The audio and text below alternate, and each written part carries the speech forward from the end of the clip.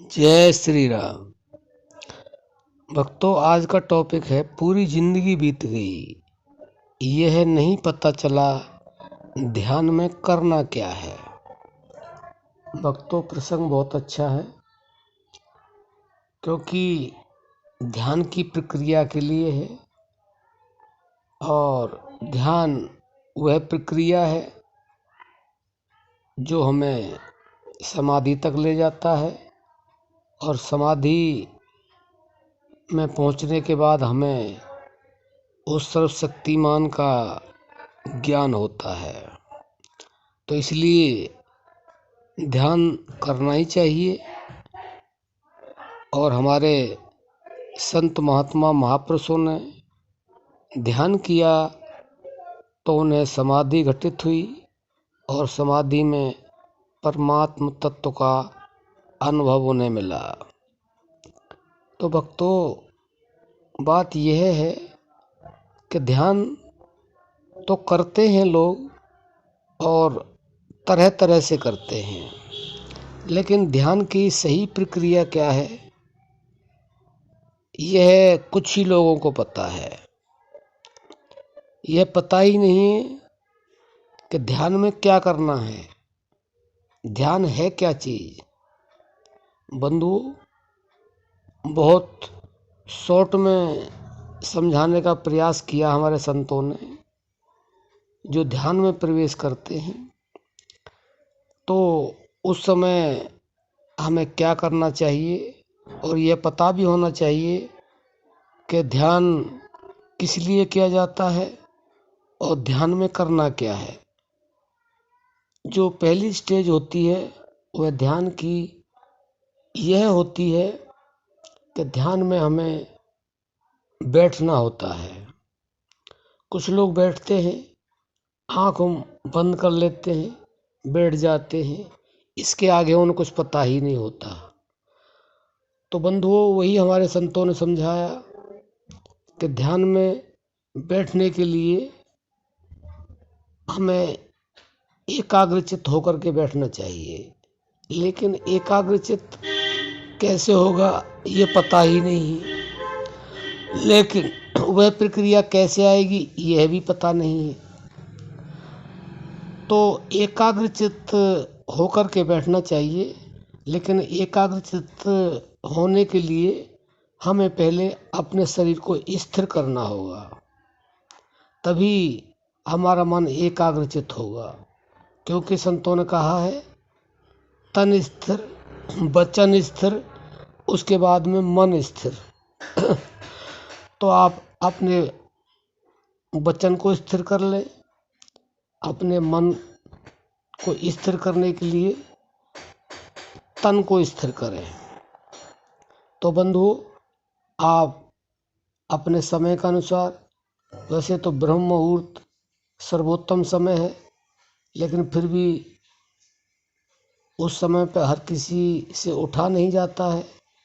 तो जिस समय भी आप चाहें, जिस समय आपके पास समय हो और आप शांत अवस्था में हो, तो आप अपने साधन के लिए बैठ जाएं। आप किसी भी आसन का प्रयोग कर सकते हैं।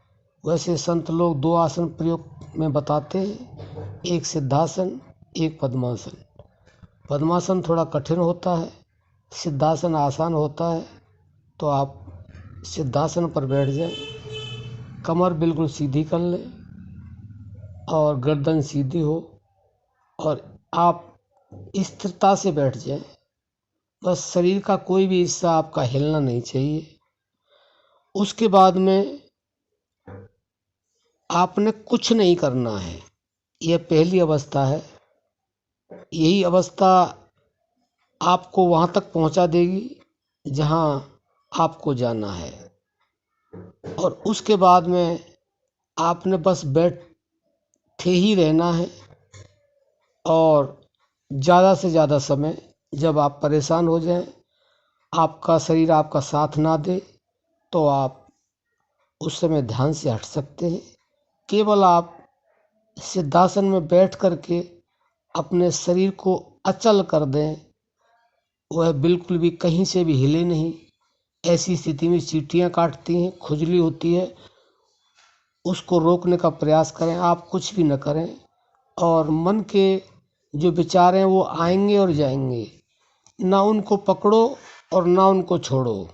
आपने कुछ नहीं करना है। विचार आ रहे हैं, आने दो। विचार जा रहे हैं, उनको जाने दो।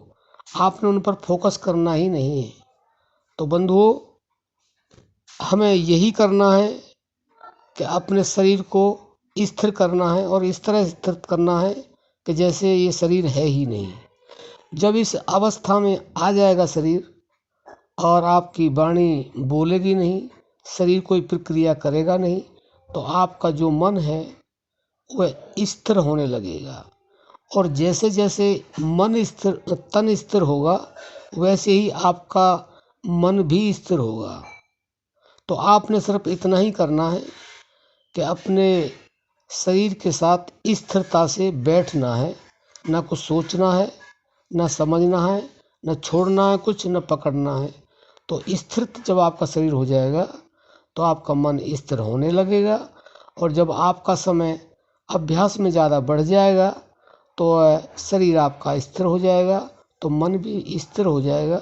और उस समय आपको पता चलेगा कि आप अपने आनंदमय अवस्था में पहुंचने लगे हैं। तो बंधुओं, बस हमें ध्यान में यही करना है। तो ध्यान फिर अपने आप समाधि की अवस्था में पहुंच जाएगा और समाधि घटित होने लगेगी।